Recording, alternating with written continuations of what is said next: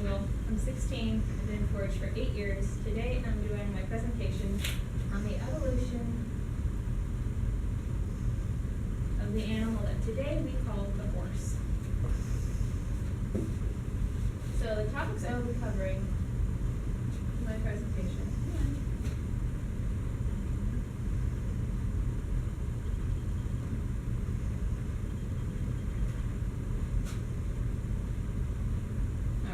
I'll be giving a complete physical evolution of the horse, how man first came into contact with and domesticized the horse, the development of the different breed types, how horses came to the Americas, the duties of horses, and how they were replaced, and where horses are today.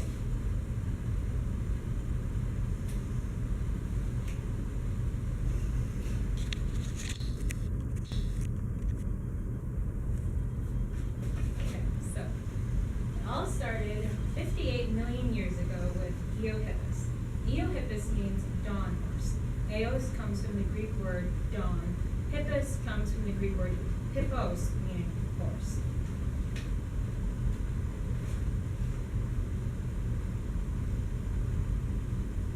So Eohippus was very much different from the horses of today. Eohippus had very small, low-crowned teeth made for eating very leafy, soft plants. They had 4 toes on each front foot, as you can see over there, and 3 toes on each hind foot.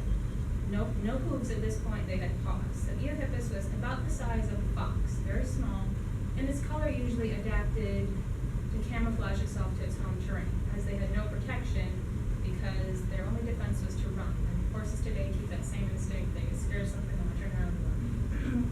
And on the Great Plains of North America where they lived, there were quite a few predators there. 20 million years later, we come to Mesohippus. Mesohippus means middle horse.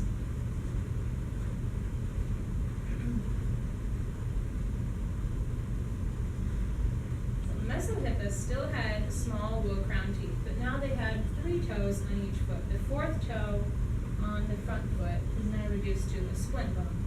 So they've expanded and migrated a little bit. They're getting more food. Now they've grown to be about the size of a miniature horse.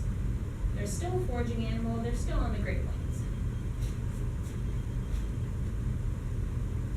10 million years later,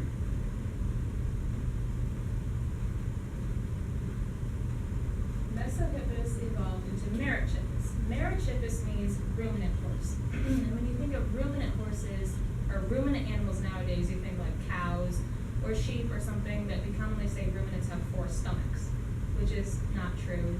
It's just one stomach with 4 compartments. And scientists at once thought that Merychippus had a ruminant stomach, but evidence now suggests otherwise, that they were just like any other horse of today or any of the other evolutionary stages. So Merychippus continued to develop. They had now high crowned teeth with hard surfaces. Their teeth would grow and gotten a lot harder and bigger. They still had 3 toes on each foot, but only the middle toe touched the ground.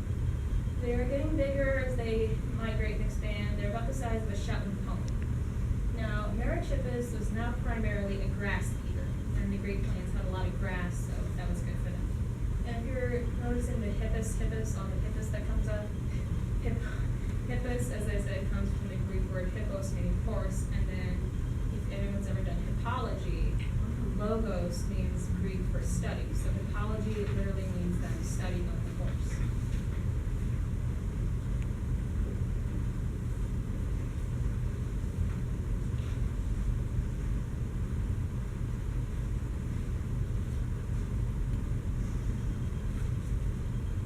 So 16 million years later, the Merychippus has turned into Flyohippus. Flyohippus is Greek for more horse. So, Flyohippus now has high crowned teeth, and they are the first true grazing animal.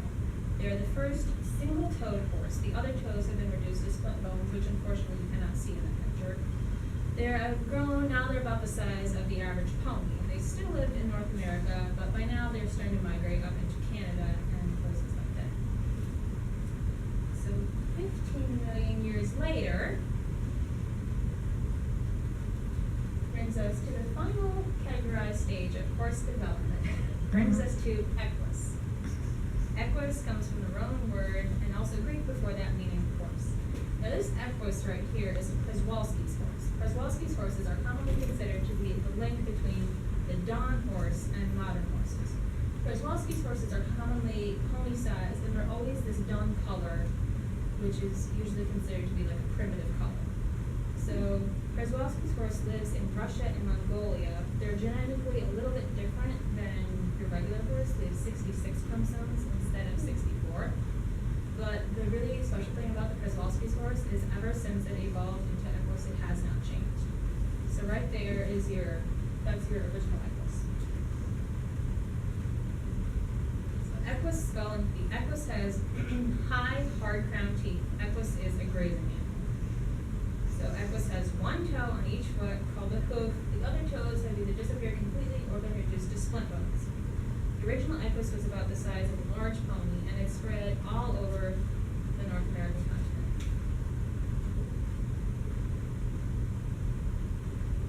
So, for reasons unknown, Equus became extinct on the North American continent, but Equus migrated up from North America along what scientists believe to have then been a land bridge between Alaska and Russia, which you can see the modern day boundaries by the dotted lines.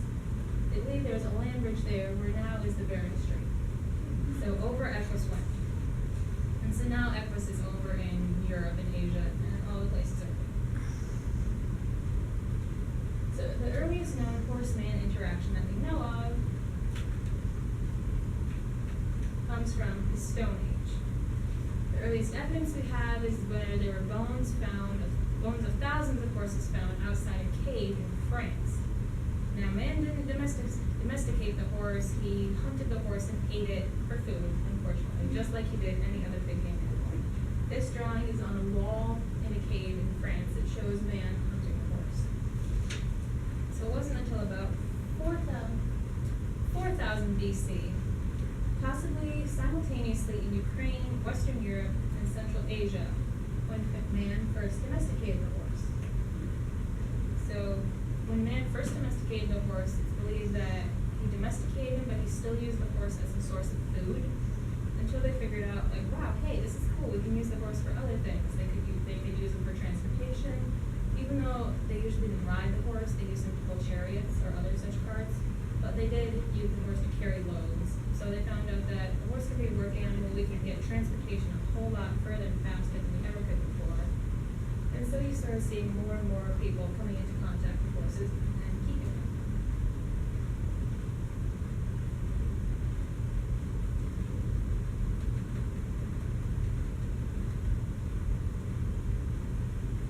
By the Middle Ages, horses were now regularly used for a variety of things, including war, work, and transportation. By this time, everyone who could have a horse had a horse. They were definitely an essential part of life. But if you were wealthy, you had not one horse, but many horses. Also, about this time, we see the horse starting to develop into different types, not just your average large pony-like horse, but different types. This is a charger. A charger is similar to draft horses of today. Knights rode these horses when they were in tournaments. They needed a big, heavy, highly trained horse to compete in a tournament. Another type of horse that we see around this time is the courser. The courser is a lighter animal than the charger, similar to Frisians of today, not necessarily all mane and feathering, but that's about the size they were. They were very highly trained. Knights rode those when they were in actual battles or single hand-to-hand combats.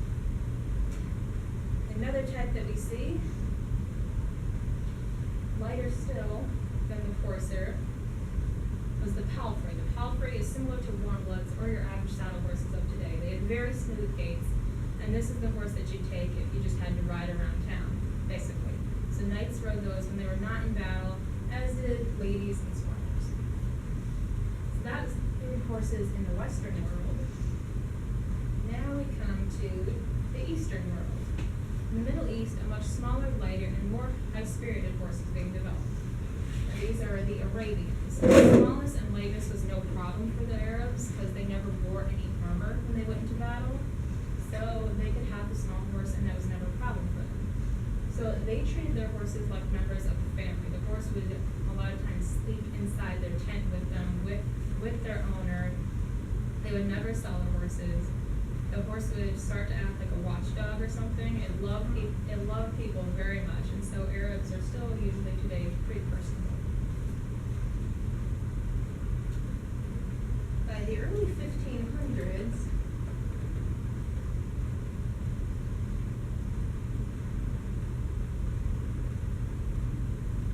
Hernan Cortez landed in Mexico and brought horses with him. He brought Spanish Andalusians, Sorias from Portugal, and Barbs from Morocco. So now horses were returning to the American continent where their ancestors had developed millions of years before, but now were extinct. So horses were back in the Americas.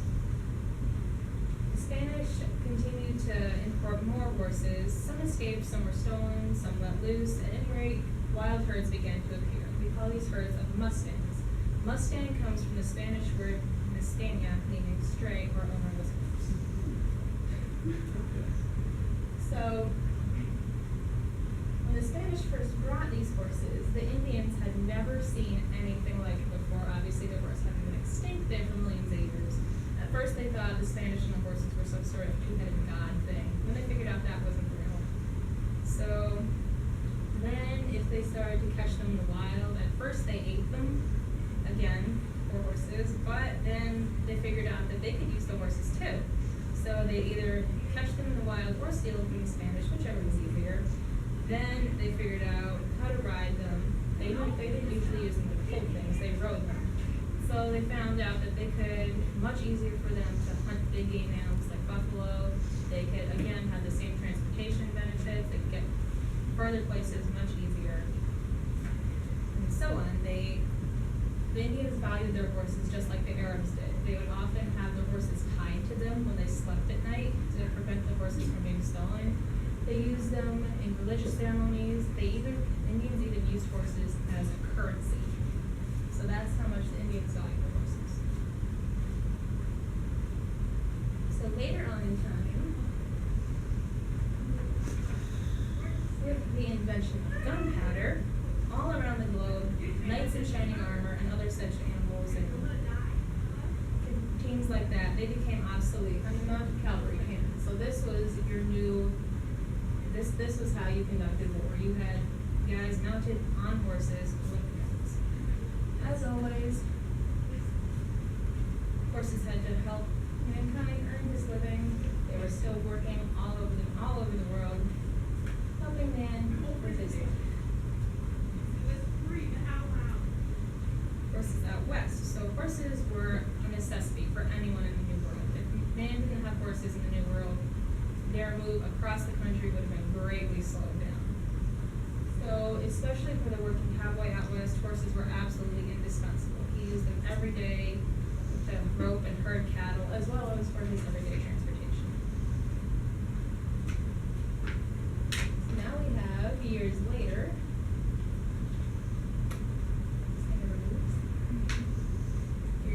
we have the new war machine. So with the invention of tanks and other such armored vehicles, horses were no longer used in war. So that was one huge responsibility taken away from them. Then years later, horses were replaced in the fields when tractors were invented. So the horse was no longer an absolute necessity to work in the fields. Now man had tractors. So that was like another huge responsibility taken away from them. And then as time progressed, cars were invented. So the horse wasn't even really needed for transportation. Which brings us to where we are today.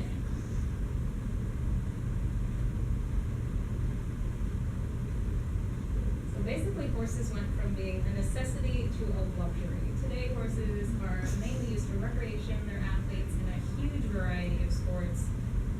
And that's their main role for man, to offer him some get away from the busyness, be his friend.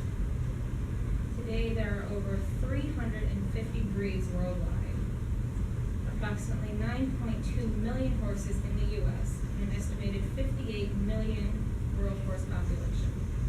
The result of millions of years of evolution, all starting with little eons. Hope you've enjoyed my presentation today. Are there any questions? people use, horses now for the working horses? The question was, do people use horses now for working horses? Well, obviously if you're Amish, they still use the horses. Now, I think regular people, I mean, if they just have to work in the fields or something, they use tractors, but like, there's mounted police, they still are the best to keep riots down in big cities. And then a lot of park rangers use them if they have to get to really, really hard to get to places, it's hard for wheels to go over there, so they use horses or mules or something like that. So they are still used just not as well. Are there any ancient horses still around? The question was, are there any ancient horses still around? Yes, there are the Przewalski's horses, like I have there. There's another very small pony called Tarpons. They're still around, not exactly sure where they are, but they're still in existence. And then there are there's other all over the world small herds of Mustangs and wild horses that are still very, very pure-blooded Carmelo type horses. When you were putting together this presentation, what fascinated you the most?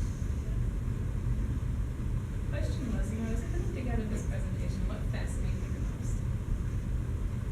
Well, I always thought it was really cool how Eohippus was like really, really little and how the horse grew. So that was really cool, and then also, to be quite honest, the effects of the slides are really cool as well.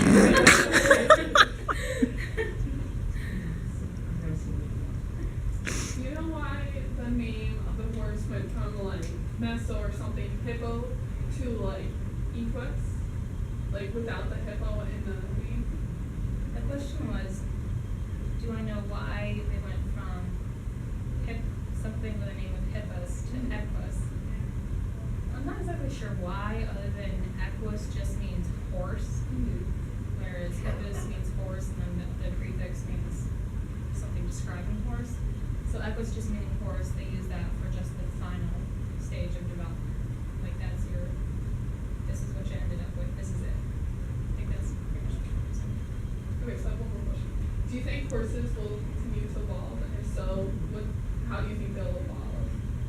The question was, do I think horses will continue to evolve, and if so, how they will evolve? Well, I mean, just like any of the breeds you see today, the breeds change some too. I don't think they will do anything drastic, like from Eohippus up to Equus today. But, I mean, between each breed, they probably will get a little bit different, but I don't think they're going to do anything off the wall. Hopefully unexpected. Any other questions? That presentation was awesome.